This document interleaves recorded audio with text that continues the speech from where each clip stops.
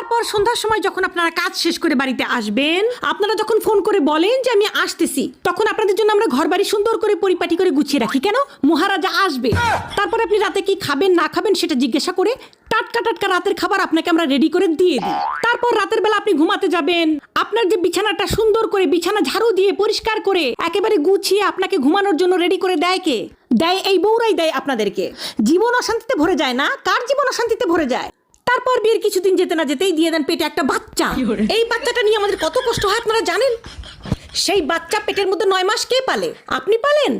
আপনারা তো খুব ফুর্তিতে বাচ্চাটা দিয়ে দিয়েছেন, কিন্তু সেই বাচ্চা আমরা পেটের মধ্যে 9 মাস পালি।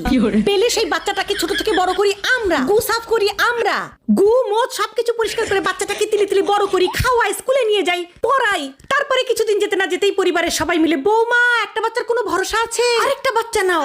তারপরে আরেকটা বাচ্চা হয়, আমাদের জীবন হয়ে যায় তেনা